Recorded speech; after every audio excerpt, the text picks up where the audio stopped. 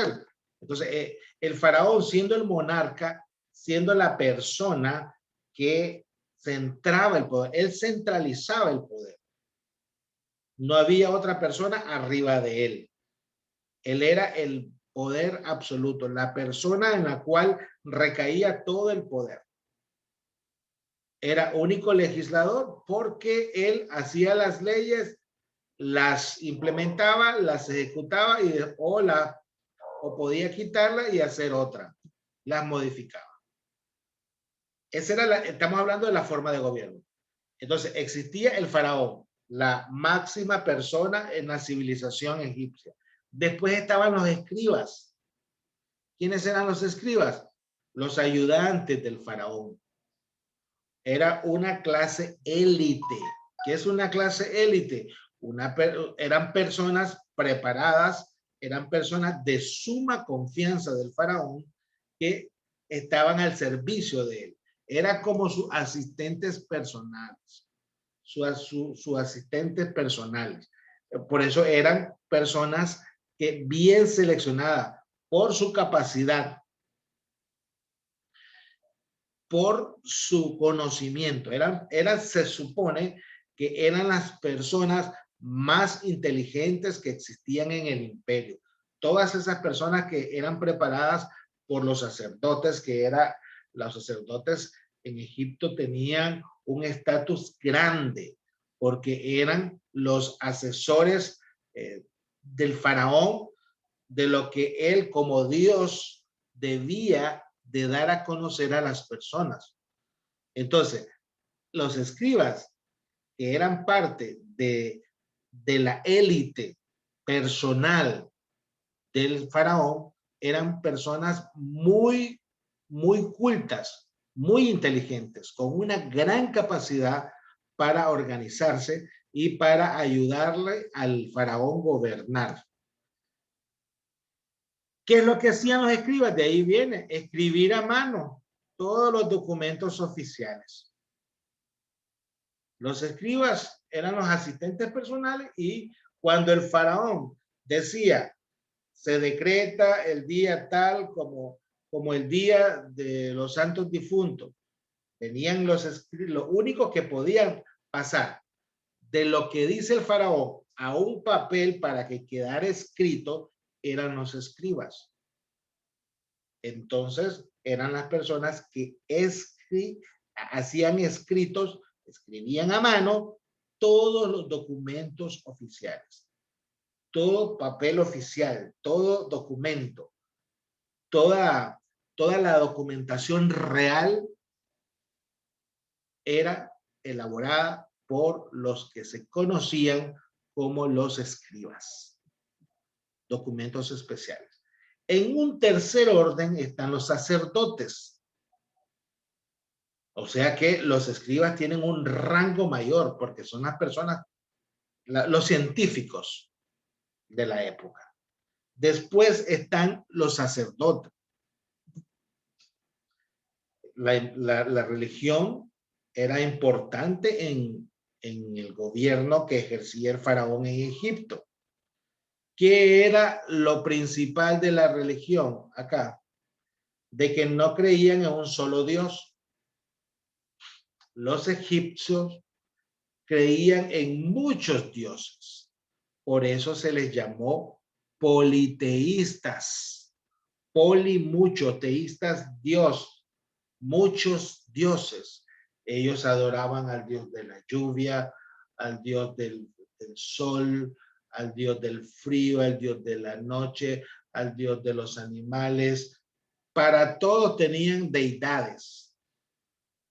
Entonces los sacerdotes eran los que manejaban toda la política religiosa del imperio. Entonces, la clase sacerdotal, o sea, los mismos sacerdotes, lograron ir controlando al faraón y al gobierno, porque todo giraba en torno a la divinidad, a lo divino, a consultar a los dioses. Entonces venía faraón si necesitaba consultar a Dios, él le decía a los sacerdotes que le ayudaran a consultar qué es lo que era lo más conveniente. Entonces, obviamente los sacerdotes con el tiempo fueron controlando al faraón, porque le decían cualquier cosa y el faraón se lo creía. Le decían que venía tal cosa y el faraón lo creía. Por eso, en un momento, ¿se acuerdan de que se da en la Biblia, que lo mencionaron por ahí, cuando José interpreta los sueños, el faraón mandó a traer a las personas mejores preparadas del reino? Incluso cuando llegó Moisés también, eh, no podían contra la, la venia que ofrecía el Dios de Israel. En este caso, los sacerdotes eran personas malas, eran personas que ocupaban la religión para juzgar, para imponer leyes a través del faraón que no beneficiaban a la gente. Entonces los sacerdotes llegaron a elegir al faraón cuando una dinastía concluía. Quiere decir que llegaron a tener tanto poder los sacerdotes que cuando fallecía el faraón, los sacerdotes eran los que se encargaban de decir quién era el sucesor a través de la línea familiar, ¿verdad? Cuando ya se acababa y ya no había más, pues buscaban otro faraón. Diga. En ese contexto podemos ver, como usted está habló de películas, podemos ver que los sacerdotes que usted dice son los llamados maestros. Sí, porque educaban a la gente. Eran los que se encargaban de enseñar a la gente de que todo lo divino rige a todo. Todos estamos regidos por lo divino. Cada cosa tiene una deidad al cual se debía honrar. Entonces, toda la gente era sometido a través de la religión. ¿De acuerdo? Entonces, los sacerdotes, imagínense, aparte de que elegían al próximo faraón, controlaban la familia mediante los matrimonios. Ellos eran los que casaban. Y ellos ponían unas explicaciones a tal punto de que el matrimonio era bendecido por ellos porque así lo decretan los dioses. Entonces se aprovechaban, los controlaban mentalmente controlaban las familias. Desde el momento que los unían en matrimonio, decían que tenían que pagar impuestos, de que tenían que traer dádivas, ofrendas a la clase sacerdotal, porque los sacerdotes eran millonarios, era gente que vivían muy bien, era gente que se aprovechaban de la gente, de las mismas personas, porque ellos eran la voz del Dios que les daba a ellos para decírselo al faraón. Eran como, llegaron a tener tanto poder que controlaban a las personas. Entonces, llegaron a marcar una gran diferencia dentro de la civilización egipcia, los sacerdotes, porque todo giraba en torno a las deidades, que a la deidad, a los dioses. Recuerden, era una monarquía de una sola persona, pero eran politeístas en cuanto a los dioses. Una persona era la que sojuzgaba, la que mandaba, la que ejercía el poder, la que hacía las leyes, una persona, pero eran miles de dioses a los cuales ellos le rendían pleitesía, le rendían homenaje, le rendían adoración, y es de eso se aprovecharon los sacerdotes para llegar a ser una casta grande, para llegar a ser un sector privilegiado. Entonces, ya llevamos 3. Recordemos el primero, Faraón. Segundo, el micrófono. Los escribas. Los escribas. Tercero, Los sacerdotes. los sacerdotes. Y ahora vamos al órgano judicial. ¿Quién controlaba las leyes? El faraón las hacía y las ejecutaba, correcto. Pero los sacerdotes, aparte de que controlaban a la gente por el matrimonio, se les concede el monopolio, el control de la administración de justicia. En otras palabras, los sacerdotes eran la Corte Suprema de Justicia de esa época. Todos los problemas que se daban en el imperio, en el reino, tenían que ir a los sacerdotes, porque ellos, a través de las deidades, a través de los dioses, ellos daban una solución justa. Si ya era algo mayor, lo resolvía el faraón, pero muy pocas veces eso le subían caso, porque siempre los sacerdotes mantuvieron, cuando hablan de monopolio, se refiere a algo que solo ellos manejan, de que es algo cerrado, a eso se refiere, ¿de acuerdo? Entonces, cuando les hablo que era la Corte Suprema de Justicia de ese entonces, estaba conformado por unos 30. Era el tribunal. Era cuando había un problema de propiedad, un problema de asesinato, un problema de ventas, de comercio, tenía que ir a ese tribunal. Imagínense ustedes, eran sacerdotes. Lo que hacía el faraón era crear la ley. El faraón creaba la ley, pero quienes la ejecutaban era este tribunal de 30 sacerdotes. Y eso contaba con la venia. Estaba aprobado por el faraón. Todo lo que ese gran tribunal deliberaba y resolvía era bien visto por el faraón. Era algo que estaba bajo su supervisión, él lo tenía que supervisar, pero siempre daba el ok, la aprobación. Había jueces de menor cuantía. ¿Qué significa? Esto ustedes lo van a ver a lo largo de la carrera. De menor cuantía, de cosas más básicas. Eran juzgados que veían las cosas de algún problemita de un vecino, de un robo, algo sencillo, algo básico. Entonces, este tribunal menor, de menor cuantía, de menor responsabilidad para administrar justicia, que sí tenían poder, resolvía esos casos. Eso se da en la actualidad.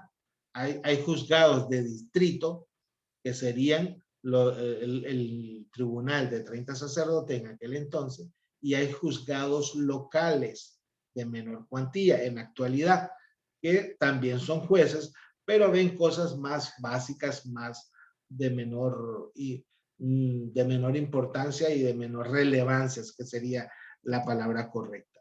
Siempre en el órgano judicial, el procedimiento era siempre escrito, para evitar que el litigante influyera al tribunal con su capacidad oratoria.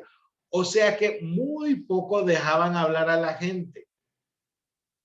Para yo poner una denuncia en el imperio egipcio, lo tenía que hacer de forma escrita, a mano. No permitían que la persona que se iba a defender hablara.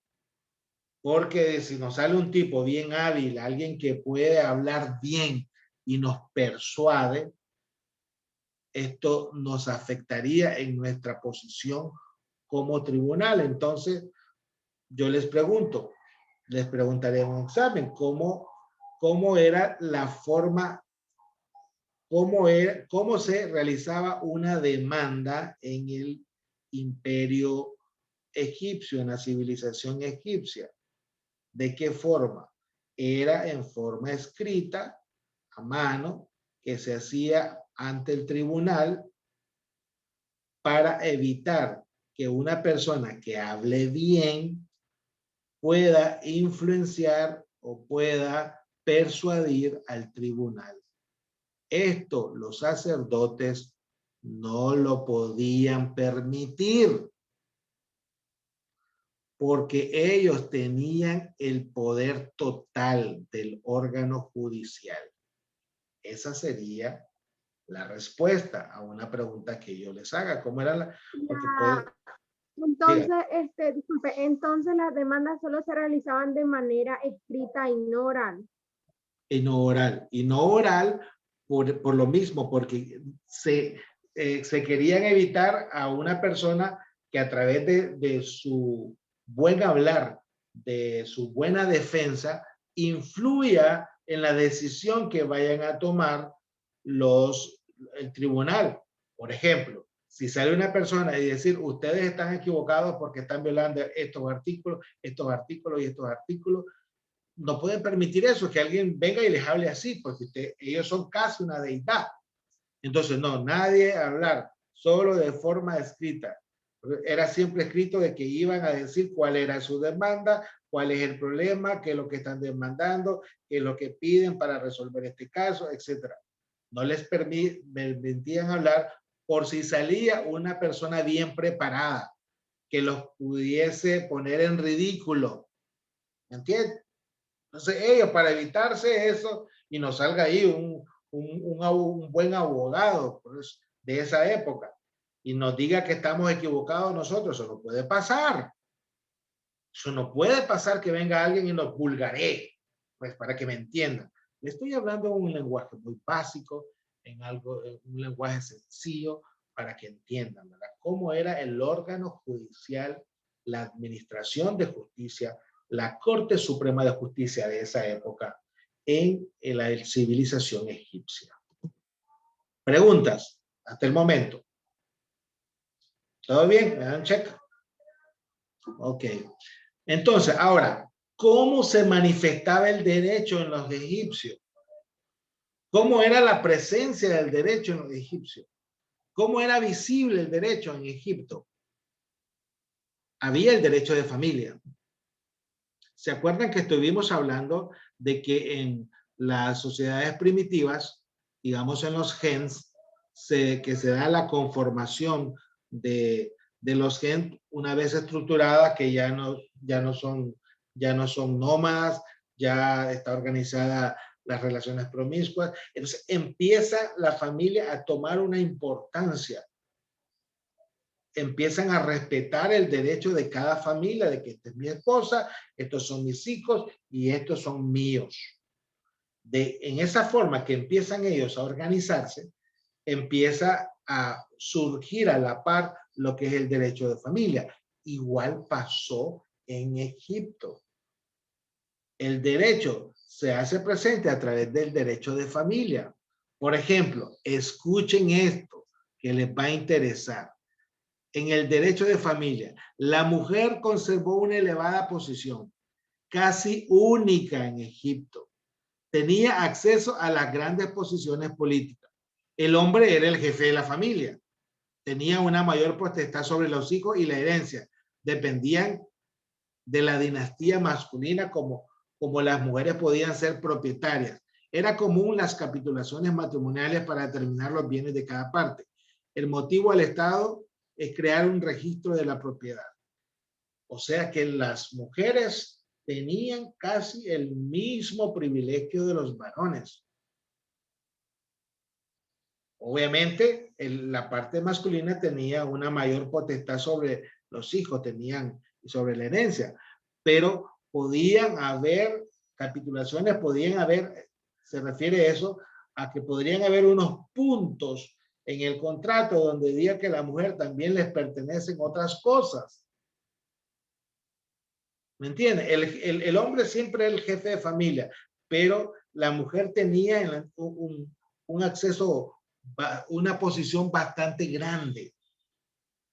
O sea que se le daba bastante derecho a las mujeres. Imagínense, ¿de dónde es Cleopatra?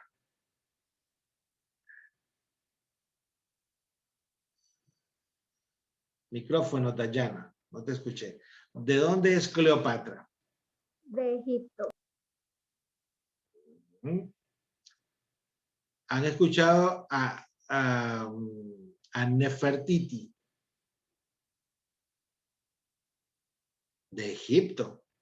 Porque las Era una mujeres tenían un papel importante en el derecho de familia en Egipto. Y pongan atención a esto porque estamos hablando del derecho en sí en Egipto. Tenían un papel importante, eran personas privilegiadas, no como en otras civilizaciones, no como en nuestros tiempos, que no se le da acceso a la mujer para que estudie, porque la mujer está hecha para que críe a los hijos, se quede en la casa, haga las cosas de la casa, en el aspecto machista, ¿verdad? Entonces todavía en ciertos núcleos familiares hay hombres que someten a las mujeres a eso. Y eso pasa y es muy lamentable, ¿verdad? Es muy lamentable. Aparte del derecho de familia, se da el derecho de contratos. ¿Qué pasa acá? Los contratos se hacían de forma escrita.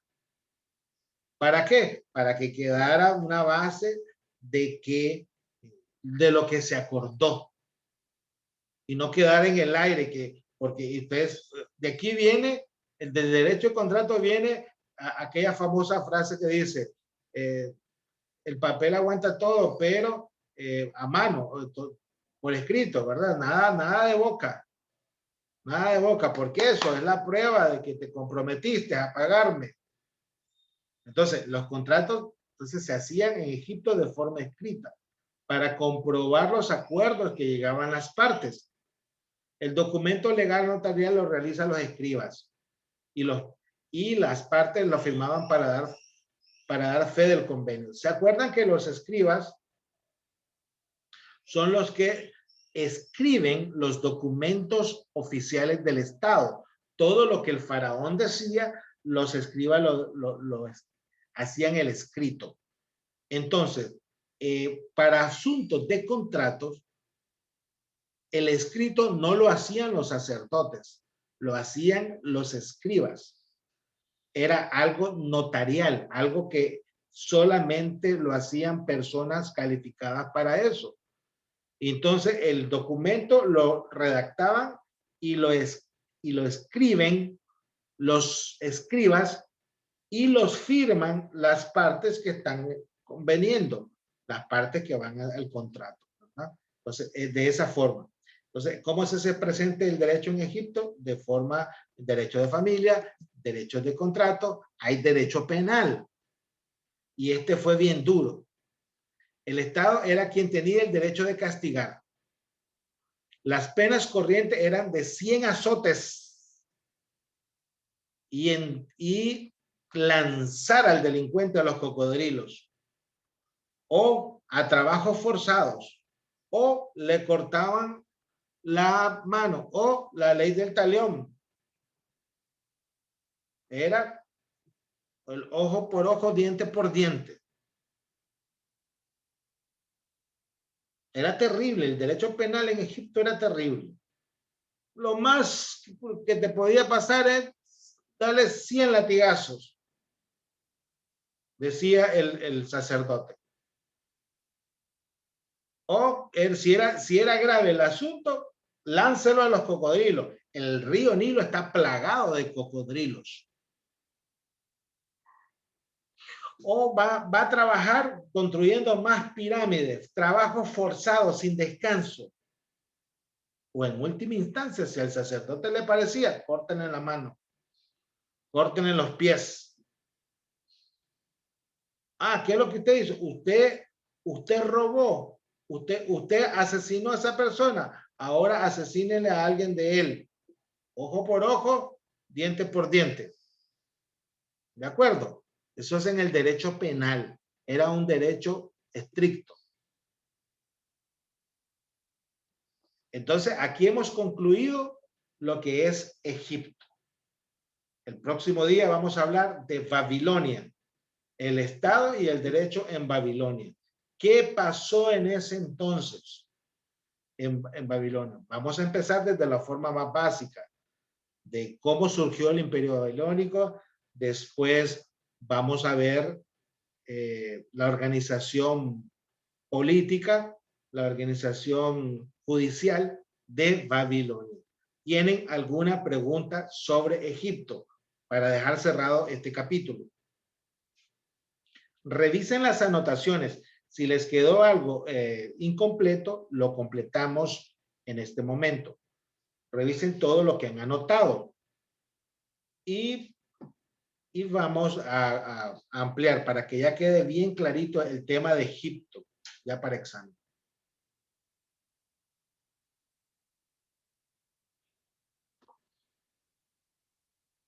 Les escucho.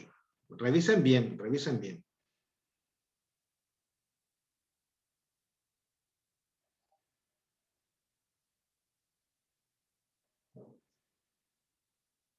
Revisen bien, lean bien las anotaciones. Si quedó algo inconveniente, pregunten. Entonces la estructura política eran solo el faraón, los escribas y los sacerdotes.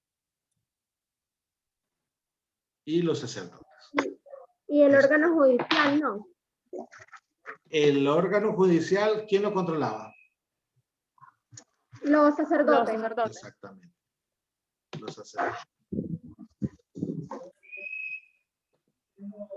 Los sacerdotes, es correcto.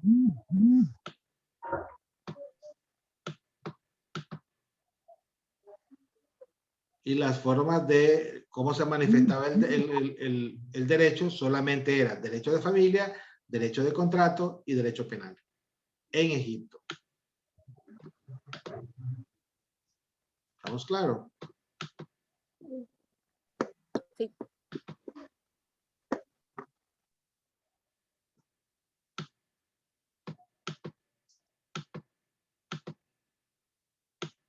Preguntas.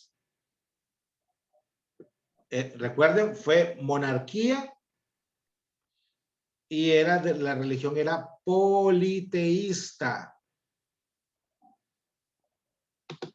O sea que creían en muchos dioses. A todos le llamaban que era el dios tal. Pero los gatos eran muy importantes para la civilización egipcia. Porque todo era deidad. Deidad, deidad, deidad.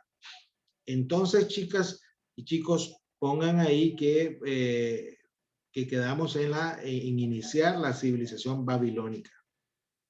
Pongan ahí para que, cuando yo les pregunte, ¿dónde quedamos? Vamos a iniciar en la civilización babilónica. Creo que les he explicado de forma sencilla para que lo entiendan y lo anoten con sus propias palabras la civilización egipcia. Así lo pretendo hacer con la civilización de Babilonia. Algo importante en Egipto fue el poder que ejercía la mujer. La mujer tenía un poder fundamental. Tenía una posición especial. Porque también podían ellas firmar y podían tener propiedades. También podían tener patrimonio. Tener patrimonio es tener algo que por derecho les pertenece. Por eso hasta busco las palabras más sencillas para que me entiendan, porque sé que están iniciando una carrera bien difícil, pero trato yo de hacerlo lo más sencillito posible, pues, para que entendamos cómo va surgiendo el derecho. Después, obviamente, con el resto de tareas, de materias, de clases, esto se va a ir poniendo un poquito más difícil, porque el derecho así es. De acuerdo, chicos, entonces estamos bien. Nos veríamos en presencial el próximo día, iniciando con la civilización babilónica. ¿Tienen alguna pregunta? Si no, nos vemos el próximo día. ¿Va a dictar la tarea, va a hacer la tarea ahorita o la va a dejar en el aula virtual? La voy a dejar en el aula virtual y yo les aviso a través del celular, del grupo de WhatsApp. Oye, Okay. yo les aviso, porque apenas llevamos 2 tareas. 2 tareas. Sí. Vamos a poner una tercera. Y Jorge, hace el intento porque se te va a hacer más fácil, hijo, estar en la plataforma. Porque estando en la plataforma, tenés una prueba de que hiciste tu tarea. Porque ahí están todas las tareas que se dan. ¿De acuerdo? Vale. Entonces, Profe, cualquier cosa se mantiene en contacto conmigo. Sí, una consulta. ¿Es posible que la próxima clase, aunque sea presencial, usted sabe que yo las estoy llevando todas en línea, es posible de que la próxima clase, aunque estén los demás compañeros ahí, se pueda conectar virtual? ¿Es posible? Bueno, pues vamos a analizar eso. Yo Voy a analizar. le consulto porque tengo otras clases así, que son presenciales, y el profesor se conecta virtual también. Ah, lo pone ahí y el profesor está dando clase y vos escuchás. Exactamente, y yo estoy viendo. Está bien. Para no, siempre estoy leyendo lo que dejan en la plataforma,